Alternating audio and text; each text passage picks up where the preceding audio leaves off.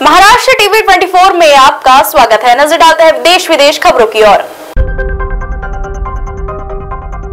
ओडिशा सरकार ने पुरी के जगन्नाथ मंदिर के रत्न भंडार को फिर से खोलने के लिए नई उच्च स्तरीय समिति का गठन किया है, जो रत्न भंडार की मरम्मत और खजाने के अंदर संग्रहित कीमती सामानों की सूची की निगरानी करेगी। इस बारे में कानूनी मंत्री पृथ्वीराज हरिचंदन ने जानकारी दी है।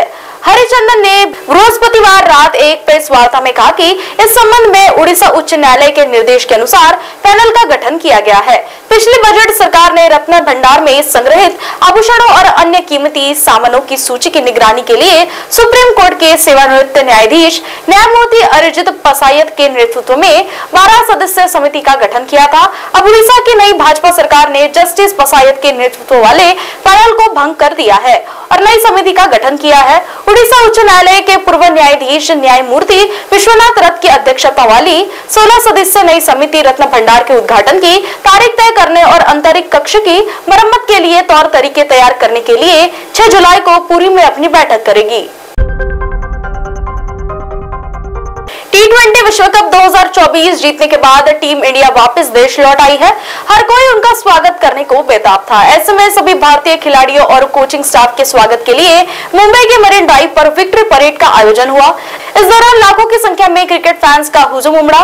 खिलाड़ियों ने खुली बस में इस सफर का जमकर आनंद लिया। हालांकि यह विक्ट्री परेड कुछ फैंस के लिए मुसीबत भी बन गई।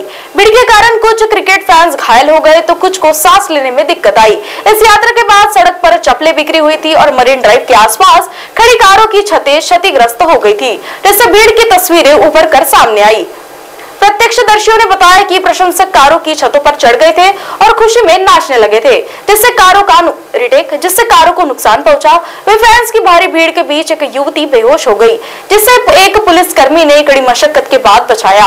इसका वीडियो सोशल मीडिया पर वायरल हो रहा है। भीड़ में कई लोगों के घायल होने की खबर भी सामने आई है। असम के चराईदेव जिले में शाही परिवारों का कब्रगाह यूनेस्को की विश्व धरोहर में शामिल होने को तैयार है। दरअसल अंतर्राष्ट्रीय स्मारक एवं स्थल परिषद ICOMOS ने अहोम युग के मोइदम या मैदाम को यूनेस्को के विश्व धरोहर सूची में शामिल करने की सिफारिश की है।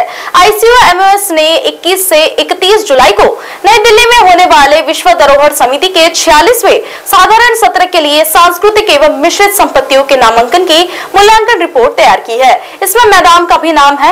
रिपोर्ट में दुनिया भर से मिले 19 नए नामांकों सहित कुल 36 नामांकों का मूल्यांकन किया गया है। गुजरात उच्च न्यायालय ने गुरुवार को राजकोट गेम जोन में आग लगने पर राज्य सरकार को फिर से फटकार लगाई है। कोर्ट ने कहा कि बड़े ही आश्चर्य की बात है कि लगभग 1 साल तक अवैध निर्माण होता रहा है, लेकिन उसको ध्वस्त करने के आदेश पर कार्रवाई क्यों नहीं की गई। मई में राजकोट गेम जोन में आग लगने से 27 लोगों की मौत हो गई थी। राज्य सरकार को यह फटकार मुख्य न्यायाधीश सुनीता अग्रवाल और न्यायमूर्ति प्रणव त्रिवेदी की खंडपीठ को सौंपे गए एक हलफनामे के जवाब में आई थी। खंडपीठ त्रासदी के एक दिन बाद 26 मई को स्वस्थ संज्ञान जनहित याचिका पर सुनवाई कर रही थी। गुजरात सरकार ने गुरुवार को राजकोट में TRP गेम जोन में विस्फोट पर अपनी रिपोर्ट एक सीलबंद लिफाफे में उच्च न्यायालय को सौंप दी है। पिछले महीने में कोर्ट में गेमिंग जोन में लगी आग की जांच पर नाराजगी व्यक्त की थी। इसे उजागर करने के लिए आदेश दिया था कि फैक्ट फाइंडिंग टीम का गठन के बाद जांच करके पता लगाए अवैध खेल क्षेत्र कैसे बना और अधिकारियों ने इसमें क्या भूमिका निभाई। कोर्ट ने सरकार को 4 जुलाई तक का समय दिया था, जिसके बाद गुरुवार को सरकार ने रिपोर्ट सौंपी है।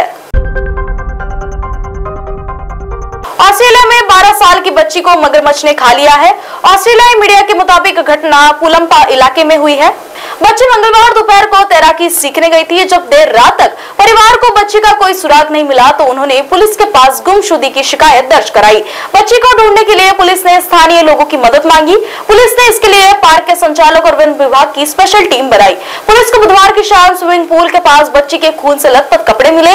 इसके बाद पूरे इलाके में दहशत फैल गई। गुरुवार की सुबह पुलिस ने सर्चिंग ऑपरेशन तेज किया। इसके बाद कुछ ही दूरी पर बच्चे के अवशेष मिले।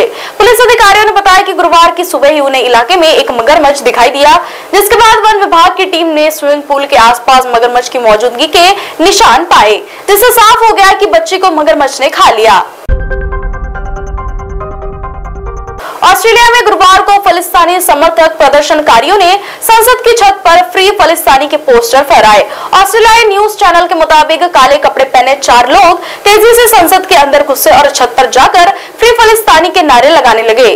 उनके हाथ में पोस्टर्स भी थे जिसमें लिखा था फ्रॉम रिवर्स टू सी फिलिस्तीनी विल बी फ्री। इस पर ऑस्ट्रेलियाई रक्षा मंत्री ने कहा कि देश में अभिव्यक्ति की स्वतंत्रता और शांतिपूर्ण तरीके से विरोध प्रदर्शन की इजाजत है। अगर कोई भी व्यक्ति हमारे लोगों का सम्मान नहीं करता और लोगों की जान को खतरे में डालता है तो उसके खिलाफ कड़ी कार्रवाई की जाएगी। इससे पहले प्रधानमंत्री एंथनी अल्बानीज की सरकार ने अपनी एक मुस्लिम सांसद फातिमा पायमान को निलंबित कर दिया था। देश विदेश खबरों में फिलहाल इतना ही। खबरों का सिलसिला यूं ही चलता रहेगा। देखते रहिए महाराष्ट्र टीवी 24।